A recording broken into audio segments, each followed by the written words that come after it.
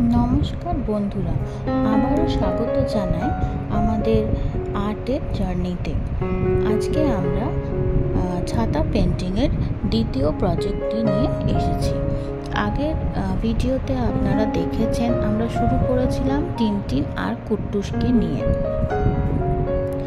এই ছাতার ওপরে আমরা প্রথমে বেস কালার এবং আঁকার প্রাথমিক ধাপগুলো দেখিয়েছিলাম, কিন্তু কিছুটা বেস কালার আমাদের আবারও দেখাতে বাকি রয়ে গেছিল, যেটা হচ্ছে কুট্টুসের সাদা রং। যদিও আমরা এখানে সাদা রং ব্যবহার করেছি, এই সাদা রংটিও কিন্তু আমাদেরকে 2-3 বার করে দিতে হবে, তা না হলে ফাঁকা ফাঁকা লাগবে দেখতে। প্রাইমারি কালার শেষ হয়ে যাওয়ার পর আমরা এই ছবির শেষের দিকে দেখাবো ডিটেলিং এবং ফিনিশিং। টিনটিন আর কুট্টুস এই দুই চরিত্রের মধ্যে রয়েছে প্রাণবন্ত এক বন্ধুত্ব, আর সেই আবেগটিকে আমরা তুলে ধরার চেষ্টা করেছি এই ফাইনাল টাচ আপে।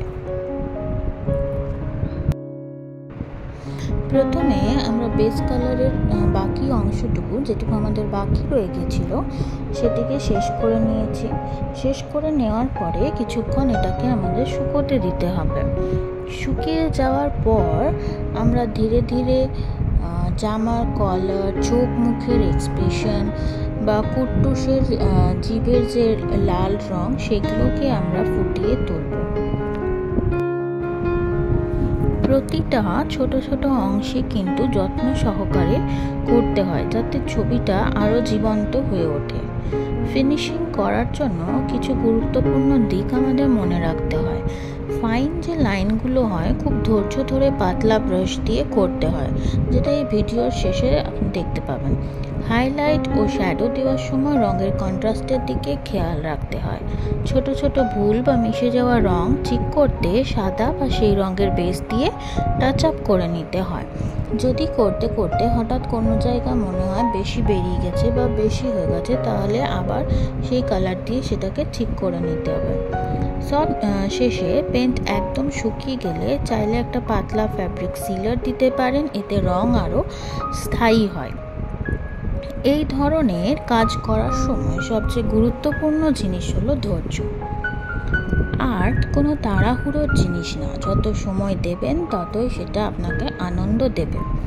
এই টিনটিন এবং কুট্টুসের প্রজেক্টটি আমাদের ছেলেবেলার স্মৃতিকে নতুনভাবে ছুঁয়ে দেখে এক অভিজ্ঞতা হয়ে উঠছে।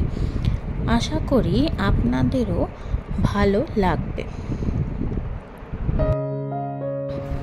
ভিডিওটি যদি উপভোগ করেন তাহলে অবশ্যই লাইক করবেন, কমেন্টে জানাবেন আপনার মতামত আর শেয়ার করে দিন অন্যদের সঙ্গে। চ্যানেলটি সাবস্ক্রাইব করে পাশে থাকুন, কারণ সামনে আরও মজার মজার আর্ট প্রজেক্ট নিয়ে আমরা হাজির হব। আর ছাতার ওপরে অন্যরকম কোনো ডিজাইন দেখতে চাইলে অবশ্যই সেটি কমেন্ট বক্সে জানাতে ভুলবেন না। আর আমরা নিয়ে আসতে চলেছি টিনটিন এবং কুট্টুসের ওপরে আরও কিছু মজাদার ছবি। যদি কেউ এই ছবিটি ছাতার ওপরে করতে চান, তাহলে একেবারে কপি না করে আপনারা টিনটিন এবং কুট্টুসের আরও অনেক ধরনের ছবি থাকে, সেগুলো দিয়ে ট্রাই করে দেখতে পারেন। ধন্যবাদ, ভালো থাকবেন, দেখা হবে আবার পরের ভিডিওতে।